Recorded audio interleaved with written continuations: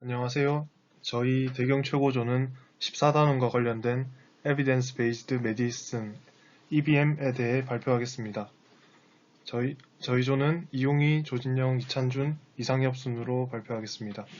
시작하기 전에 근거 중심 의학으로 유명하신 가정의학과 명승권 박사님의 인터뷰를 보시겠습니다. 근거 중심이요? 네. 처음 들어보셨습니까? 이름에서 보면 근거를 중심으로 의학 그리고 진료를 한다 이런 말이죠. 근데 그 의미는 그게 아니라면 그러면 지금까지 의학은 근거 없이 했냐? 이런 또 의문이 들 거예요. 실제 그렇습니다. 특히 1972년도에 상당히 유명한 통계학자이면서 의사였던 분이 어떤 책에서 그런 얘기를 했어요. 지금 의사들이 하는 진료가 보니까 제대로 된 임상시험에 근거하지 않은 채 그냥 진료를 시행하고 있다. 이렇게 비판을 한 적이 있었거든요. 그 당시 의사들이 시행하고 있는 진료 행위들이 주로 경험에 근거하거나 기존에 몇 년 전에 나왔던 연구 결과에 근거해서만 했다는 것이죠. 사실 의학 지식이라는 것 자체가 계속해서 변화합니다. 예를 들어서 5년 전, 3년 전에 올바른 의학 지식이라고 상식이라고 여겼던 것들이 새로운 연구 결과에 의해서 뒤집어지면서 새로운 지식에 의해서 대체가 되거든요. 그 속도가 너무나 빨라요. 사실 그 의학이란 게 발전을 한 게 사실 한 100년 정도밖에 안 될 것 같아요. 제가 봤을 때. 그 이전에 100년 이전에는 사실 일반 민간요법이나 이른바 전통적인 한의학이랑 아주 큰 차이가 없었어요. 근데 지금의 의학이 근거가 있게 된 거는 바로 제대로 된 연구 방법을 통해서 과학적으로 입증하는 그런 방법을 도입을 했기 때문에 근거가 확립이 된 거거든요. 그런데 지금도 마찬가지입니다. 현재 지금 우리 의사들, 저 같은 경우도 이제 의대를 졸업한 지가 1995년에 졸업을 했거든요. 그 당시에는 우리가 근거 중심 의학 혹은 근거 중심 진료라는 용어를 들어본 적이 없어요, 사실은. 학교에서도 가르친 적이 없고. 그럴 수밖에 없는 게 근거 중심 의학이라는 개념이 처음으로 정립돼서 제기가 된 게 1996년도입니다. 데이비드 세킷이라는 분이 브리티시 메디컬 저널에 근거 중심 의학의 정의를 내린 그런 글을 올렸습니다.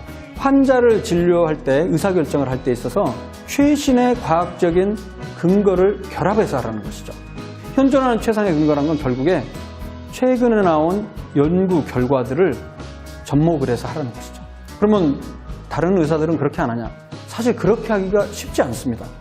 왜냐면 우리가 배운 의학 지식이라는 게 의대 다닐 때 배웠던 교과서로 배운 지식, 저 같은 경우는 지금 거의 30년 가까이 다 돼가는 옛날 지식이거든요. 그리고 전문의를 취득을 하고 저의 임상경험, 학회, 학술대회에 가서 세미나를 통해서 여러 가지 자기 지식을 새롭게 하고는 있는데 좀 많이 부족하고 체계적이지가 않다는 거죠. 그래서 근거 중심 이야기라는 거는 최신의 의학적인 지식까지 전부 다 습득을 하고 그것을 실제 환자 진료 볼 때 적용하라는 것. 그게 바로 근거 중심 의학입니다. 박사님의 말씀처럼 근거 중심 의학이란 말 그대로 근거를 중심으로 의학 그리고 진료를 한다는 것입니다.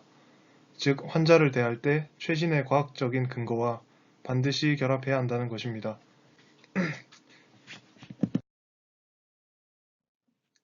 이제 EBM의 의미를 자세히 알아보기 위해 참고할 만한 EBM의 번역 과정에 대해 알아보겠습니다. Evidence는 근거나 증거로, Based는 기반이나 중심으로, Medicine는 의학이나 의료로 번역될 수 있을 것입니다.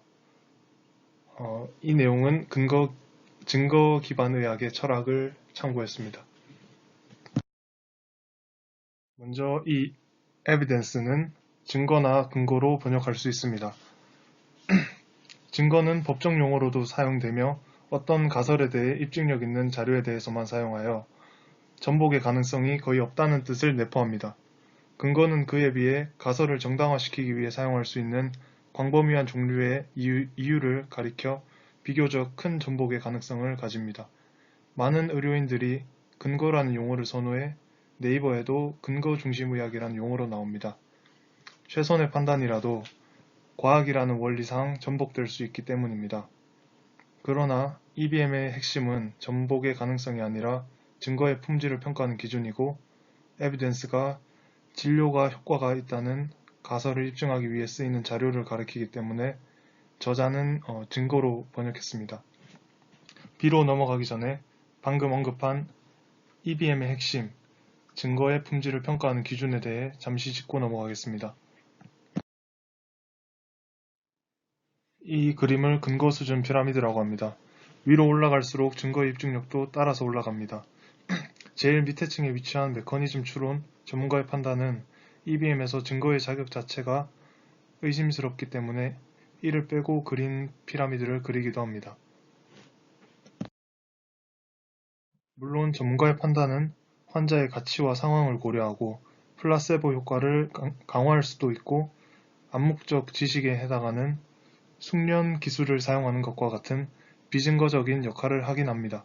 그러나 비교 임상 연구에서 검증한 가설이 연구 결과 데이터로 옹호되는 것과는 다르게 전문가의 판단은 다양한 실천적 가치에 의해 옹호되기 때문에 입증력이 없거나 약하다고 보는 것입니다.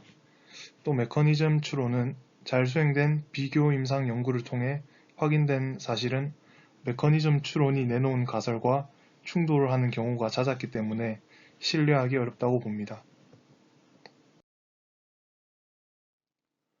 다음으로 실험실 연구입니다.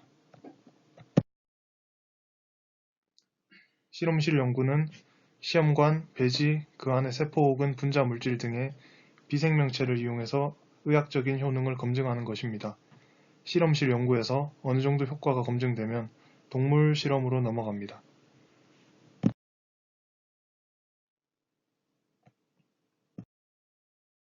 동물 실험에서는 실험군과 대조군을 이용해서 약의 효능을 검증합니다.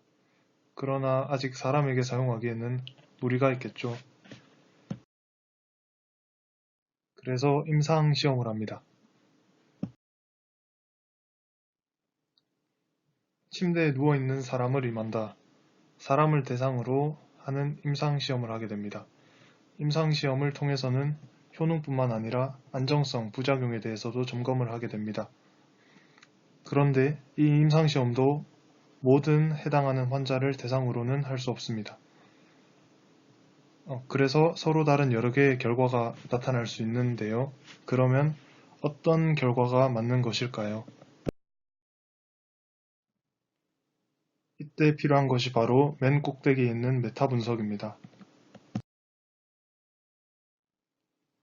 메타 분석이란 일정 기준에 따라 수집한 정보를 통계하여 정보의 효과를 극대화하는 분석 방법을 말합니다. 정의에서 알 수 있듯이 메타 분석은 많은 연구, 많은 자료를 포함하게 됩니다. 그리고 이 많은 자료로 인해 신뢰도도 상승합니다. 모집단을 대변하는 정도가 커지기 때문이죠. 이런 이유로 메타 분석이 피라미드의 꼭대기를 차지하고 있습니다. 체계적 고찰도 이와 비슷하나 메타 분석이 논문을 다룬다면 체계적 고찰은 임상에서의 치료 결과를 다루는 것이라는 차이가 있습니다. 체계적 고찰에 대해서는 잠시 후 왓슨에 대해 얘기하며 다시 짚어볼 것입니다. 이제 다시 번역 과정으로 돌아와서 베이즈는 기반이나 중심으로 번역할 수 있을 것입니다. 기반은 기초가 되는 바탕 또는 사물의 토대를 뜻하여 증거라는 토대 위에 의료행위라는 건물이 서 있는 그림을 연상시킵니다. 중심은 사물이나 행동에서 매우 중요하고 기본이 되는 부분을 뜻하여 여러 보조 기둥들과 함께 증거라는 가장 중요한 기둥이 의료행위를 떠받치고 있는 그림을 연상시킵니다. 두 용어 모두 증거가 의료 실무에서 중대한 역할을 한다는 뜻을 전달하는 데는 큰 무리가 없습니다. 그러나 저자는 기반으로 번역했습니다. 왜냐하면 그림을 통해 보면 기반 그림에서는 증거가 의료 행위가 어기면 안 된다는 소극적인 조건에 지나지 않으나 중심 그림을 통해서 보면 다른 여러 이유를 압도하는 것처럼 보이는데 증거 기반 의학이 환자의 가치를 감안하여 의료 행위를 제공해야 한다고 역설해온 만큼 역학적 증거만 중시하면 안 되기 때문입니다. 네, 증거 기반 의학은 환자의 가치를 감안하여 의료 행위를 제공하는 것을 중요하게 여깁니다. 끝으로 메디신입니다. 메디신은 의학이나 의료로 번역할 수 있을 것입니다. 의학은 인체의 구조나 기능, 질병, 치료, 예방, 건강 유지의 방법이나 기술 따위를 연구하는 학문입니다. 의료는 의술로 병을 고치는 일을 뜻합니다. 증거 기반 의학이 의료 현실을 폭넓게 변화시키려 하기 때문에 의료라는 용어가 적당해 보입니다. 그러나 예방의학에서처럼 의학도 결국 의료 현실을 변화시키려고 하고 대부분의 의학 지식이 임상 현장에 적용되어야 의미가 있다는 의학의 기본 속성에 비춰볼 때 저자는 의학이라는 용어로 결정했습니다. 진형입니다. EBM 실행에는 전체적으로 5단계가 있습니다. 제1단계의 경우는 환자의 문제를 해결하기 위해 필요한 정보를 얻기 위하여 구체적이고 답변 가능한 임상 질문 만들기입니다. 2단계의 경우는 질문을 답이 될 수 있는 최선의 근거 검색하기입니다. 3단계의 경우 검색한 근거의 타당성, 임상적 중요성, 그리고 실제 환자에게 적용 가능성을 비평적으로 분석하기입니다. 그 다음 제4단계의 경우 3단계에서 얻어진 결과를 임상 경험과 환자 고유의 상황에 맞춰 통합하기입니다. 마지막으로 5단계의 경우는 제1단계에서부터 4단계까지 효과와 효율성을 평가하고 그리고 개선점을 찾기입니다. 제1단계의 경우는 답변 가능한 임상 질문 만들기입니다. 답변 가능한 임상 질문을 만들 때 필요한 4가지 요소가 있는데 첫 번째의 경우는 환자 혹은 해당 문제, 두 번째의 경우는 주요 개입, 이 주요 개입에는 노출, 그리고 진단 검사, 예후 인자, 그리고 치료 같은 것들이 있다고 합니다. 세 번째의 경우는 비교가 되는 개입, 네 번째는 관심이 있는 임상 결과가 필요하다고 합니다. 1단계에서 두 번째로는 임상 문제 구조화의 이점이 있습니다. 이것의 경우는 진료에서 발생하는 의문점을 대답할 수 질문의 형태를 구조화할 때 다음과 같은 몇 가지 장점이 있다고 합니다. 전체적으로 4가지 장점이 있는데 첫 번째의 경우는 EBM의 2단계인 검색 과정의 효율성을 높여준다고 합니다. 검색을 할 때 질문의 요소인 PICO는 모든 검색에 이용됩니다. 이렇게 구조화된 질문으로 검색을 하게 되면 해당 질문에 대해 검토해야 할 논문의 수를 제한할 수 있다고 합니다. 두 번째의 경우 임상 질문 만들기를 교육에 활용할 수 있다고 합니다. 좋은 질문은 EBM을 실천하고 가르치는 데 핵심이 되는 부분입니다. 교수가 학생이나 전공의와 같이 환자를 보면서 혹은 피교육자가 본 환자에 대해 토론하면서 앞에서 언급한 방법으로 질문을 만들어 보고 이에 대한 점검과 피드백을 준다고 합니다.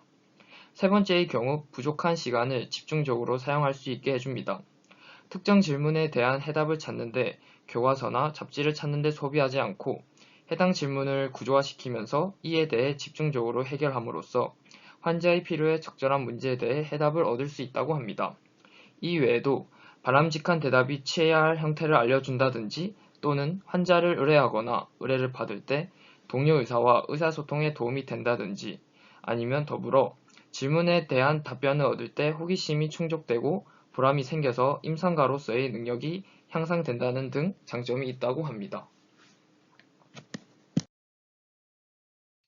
제2단계에는 검색의 방법이 있습니다. 일단 유용하고 적절한 임상 질문을 만든 다음에는 가장 적절한 증거를 찾기 위한 탐색을 시행해야 합니다. 검색에는 전체적으로 4가지 방법이 있다고 합니다. 첫 번째의 경우는 동료 의사에게 자문하기, 두 번째는 교과서의 참고 문헌 목록 점검을 한다고 합니다. 세 번째의 경우는 자신이 보관하고 있는 논문 중에서 찾아보기, 네 번째의 경우는 매드라인과 같은 문헌 검색 프로그램을 이용한다고 합니다. 동료나 자문의사에게 물어보는 것은 자신이 다시는 접하지 않을 것 같은 환자나 치료에 관한 것이라면 매우 효과적이라고 합니다.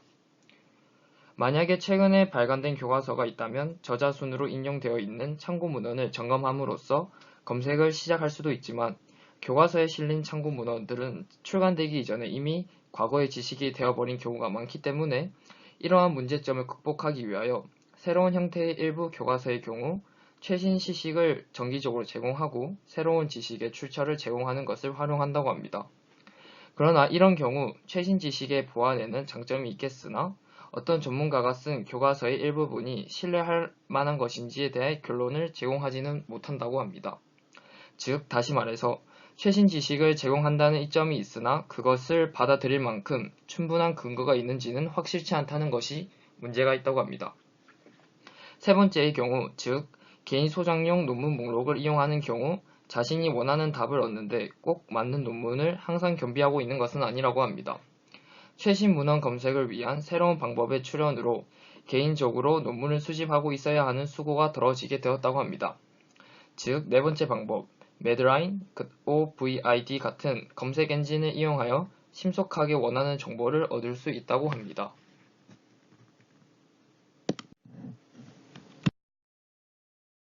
세 번째 발표자 이찬준입니다. 이제부터 제3단계에 대해서 설명을 해드릴 텐데요. 제3단계는 근거의 타당성 및 임상적 중요성 분석으로 검색한 의학 논문을 다음 세 가지의 기본적인 질문을 중심으로 분석합니다. 첫 번째, 연구의 결과는 타당한가? 두 번째, 결과가 임상적으로 얼마나 중요하고 의사결정에 영향을 줄 수 있는가? 세 번째, 해당 결과를 적용할 경우 환자의 진료에 도움이 되는가? 여기서는 치료에 관한 1차 논문을 분석하는 과정을 중심으로 설명을 하고자 합니다. 치료에 관한 유용한 증거를 찾기 위해서는 어디에서부터 비판적 분석을 시작할지를 결정해야 합니다. 타당성 분석에서 시작할 수도 있고 임상적 중요성 분석에서 시작할 수도 있습니다. 해당 연구가 타당하지 않다면 아무리 치료의 효과가 훌륭하다고 하더라도 의미가 없으며 또한 연구 결과가 임상적으로 의미가 없다면 연구의 타당성을 분석하는 것이 시간 낭비에 불과합니다. 한 가지 질문에 답한 뒤 또 다른 질문에도 답해야 한다는 사실만 기억하면 어디서 시작하는지는 중요하지 않습니다. 첫 번째, 연구의 결과는 타당한가? 연구의 타당성 평가를 위해서는 다음에 제시된 지침에 따라 논문을 분석해야 합니다. 첫 번째, 치료에 대한 환자 배정은 무작위적이며 무작위 배정은 비밀이었는가? 두 번째, 환자에 대한 추적 관찰은 충분히 길고 완전한가? 이것은 추적 관찰 기간은 임상적으로 의미 있는 질병 결과를 관찰할 수 있을 만큼 충분히 길어야 한다는 뜻입니다. 허용될 수 있는 중도 탈락의 범위를 통상 20% 미만이라고 합니다. 왜냐하면 예후가 좋을 것으로 추정되는 군에서 소실된 환자들을 모두 예후가 나쁜 쪽으로 가정하고 예후가 나쁠 것으로 추정되는 군에서 소실된 환자들은 모두 예후가 좋을 것으로 가정하더라도 원래의 결론을 유지할 수 있는 추적 관찰 소실률은 20% 미만이기 때문입니다. 세 번째, 환자는 모두 애초에 무작위 배정된 군에 따라 분석되었는가? 이 말은 무작위 배정 후 일어나는 어떤 일이든지 대상 환자에게 관찰하고자 하는 사건이 일어날 가능성에 영향을 미칠 수 있기 때문에 연구에 포함된 모든 환자들을 처음 배정한 대로 분석하는 것이 중요하다는 뜻입니다. 무작위 배정의 의미를 살리기 위해서는 배정된 치료를 실제 받았는지 여부와는 관계없이 애초에 배정한 대로 환자를 분류하여 분석하는 Intention to Treat, 즉 ITT 분석이 요구됩니다. 네 번째, 이중맹검법이 시행되었는가? 다섯 번째, 각 군은 시험의 대상이 되는 치료법 외에는 모든 측면에서 동일하게 취급되었는가? 마지막으로 여섯 번째, 각 군은 임상시험의 시작 단계에서는 유사하였는가? 이거에 대해서 좀 더 설명을 하자면 실험에 참여한 각 환자군들이 치료법을 제외하고는 예후에 영향을 줄 수 있는 모든 변수에 있어 유사한지를 확인한다는 뜻입니다. 만약 그렇지 않다면 잠재적 예후 인자에 대한 보정이 이루어졌는지 확인해야 합니다. 두 번째, 해당 연구의 결과가 임상적으로 얼마나 중요한가? 일단 논문이 타당하다고 판단한 후에는 해당 결과의 임상적 중요도를 결정해야 합니다. 첫째, 연구 결과에서 제시하는 치료의 효과는 얼마나 큰 것인지 점검해야 합니다. 이를 위해서는 기존에 사용해오던 상대 위험 감소율, 절대 위험 감소율의 개념과 EBM에서 새롭게 등장하는 NNT의 개념에 대한 이해가 필요합니다. 상대 위험 감소율, RR에 대해서 설명해드리자면 RR은 해석이 용이한 장점이 있는 반면 절대치가 매우 낮은 질병의 경우는 상대 위험 감소율만으로는 요약지표로서 부족할 수 있습니다. 절대 위험 감소율 ARR은 절대 위험 감소율을 알아보기 위하여 RRR 지표 산출식의 분자에 해당하는 절대값 EER-CER은 두 치료 간의 차이의 절대값을 나타내는 것으로 ARR이라고 합니다. 그러나 ARR은 절대 차이학 값으로서 비교 해석하기가 어려워 잘 사용하지는 않습니다. NNT는 ARR의 역수로 우리가 바라는 결과를 한 명이 가지게 할 때 필요한 대상자 수가 되며 이를 NNT라고 합니다. NNT를 해석하는 과정에서 주의해야 할 것은 임상시험 관찰 기간이 포함되어 있는다는 점입니다. RBY와 ABI는 반면 비교군에 비하여 실험군에서 긍정적 결과, 완치, 생존 등의 가능성을 높이는지 찾아보고자 하는 연구에서는 Relative Benefit Increase와 Absolute Benefit Increase를 결과의 지표로서 사용합니다. 앞에 RRR과 같은 산출 공식을 사용하여 구한 값을 RBI라고 하며 ARR 산출식과 같은 공식으로 얻어지는 지표를 ABI라고 합니다. NNH는 실험군에 사용한 약제에서 비교군에 비하여 얼마나 부작용이 더 발생하는가를 판단할 수 있는 지표로서 앞서 기술한 RRR, RBI와 같은 의미로 RRI가 있습니다. 또한 ARR, ABI와 같은 의미로 ARI가 있습니다. NNH는 ARI의 역수를 취한 것으로 몇 명의 환자에게 실험에 사용한 약제를 투여하였을 때 한 건의 부작용이 발생하는지에 나타내는 지표입니다. 연구 결과의 임상적 의미를 분석하는 두 번째 요소는 연구 결과에 사용한 치료의 효과가 얼마나 정밀하게 추정되었는가입니다. 이를 위해서는 각 지표의 95% 신뢰 구간을 구하여서 그 구간의 겹침 여부를 살피면 됩니다. 제4단계에서는 3단계에서 얻어진 결과를 임상 경험과 환자 고유의 상황에 맞추어 통합을 하고 제5단계에서는 지금까지의 단계들을 평가하고 계산하는 단계라고 합니다. 다음으로 근거 중심 의학의 정신은 무엇일까요? 그것은 바로 의학계의 통념의 의문을 제기하는 철학적 정신입니다. 지금까지는 뭐로 가도 서울만 가면 된다는 식의 결과 중심주의가 우리 사회를 지배해 왔습니다. 의학에서 역시 충분히 근거에 기반을 두지 않고 충분히 의심하지도 않으며 사용할 수 있는 증거를 조직적으로 활용하지도 못하며 진료가 행해졌습니다. 여기에 이의를 제기하고 더 나은 성과를 보여주기 위한 지적 운동이 바로 EBM이며 대상의 가치에 대한 섬세한 감각과 증거에 대한 민감성, 요컨대 비판의 정신이 바로 EBM의 철학입니다. 마지막 발표자 이상엽입니다. Evidence-Based Medicine의 에비던스 피라미드 맨 위층에는 시스테마틱 리뷰가 자리하고 있습니다. 그리고 이 시스테마틱 리뷰에 기반해 만들어진 것이 바로 IBM사의 AI 닥터인 왓슨 for Oncology입니다. IBM의 인공지능 왓슨은 2011년 미국의 유서 깊은 퀴즈쇼 제퍼디에서 막강한 인간 챔피언 2명에게 압도적인 점수차로 승리를 거두며 대중들에게 이름을 알렸습니다. 지금 의료계에서 활용되는 왓슨 for Oncology가 이 퀴즈쇼에서 사용된 왓슨과 동일하다고 보기는 어렵지만 왓슨이 세상에 처음 손을 보인 사례이기에 의미가 깊습니다. 이후 2012년 3월 IBM은 왓슨을 암치료에 도전하는 데 사용하겠다고 밝혔습니다. 이렇게 해서 개발된 것이 왓슨 for Oncology입니다. 왓슨 for Oncology는 환자의 진료 기록과 의료 데이터 등을 바탕으로 한 시스테마틱 리뷰에 기반한 치료법 공고가 주 기능입니다.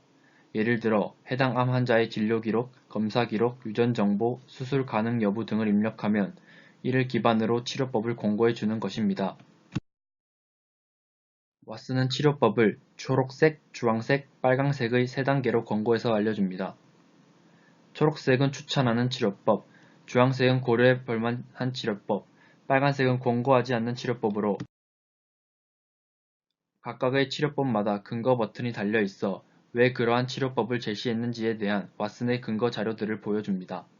즉, 엄밀히 말해 왓슨 for Oncology는 진단을 하는 것이 아니라 의사의 진료를 보조하는 역할입니다. IBM에서도 왓슨은 의사를 대체하지 않는다. 의사의 역할을 강화하는 것이 왓슨의 역할이다 라는 발표를 하였습니다.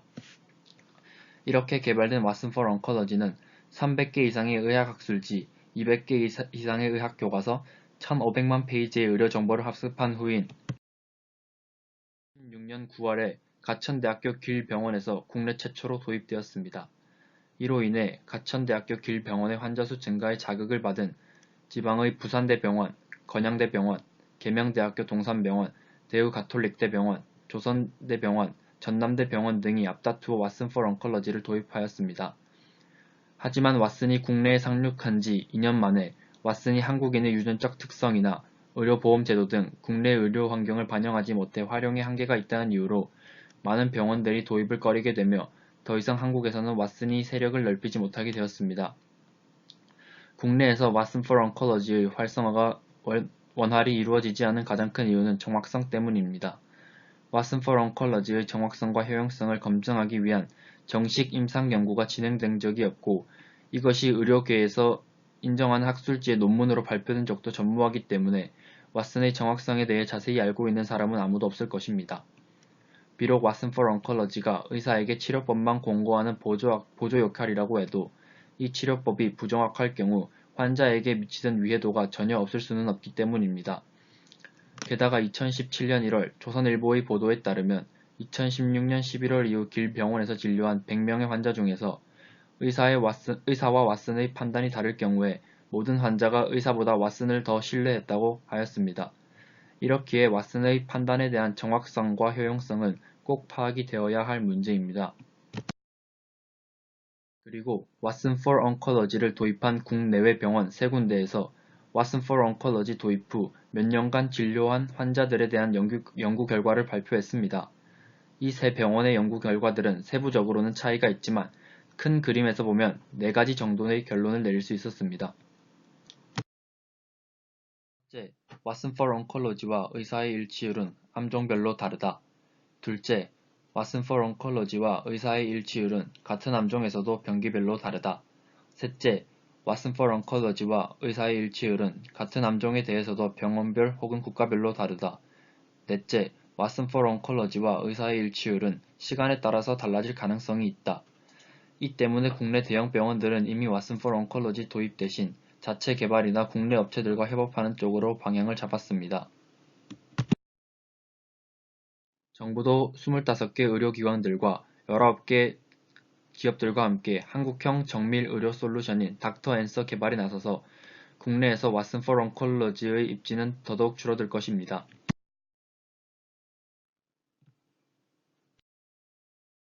지금까지 근거 중심 의학에 대해 발표한 대경 최고조였습니다. 들어주셔서 감사합니다.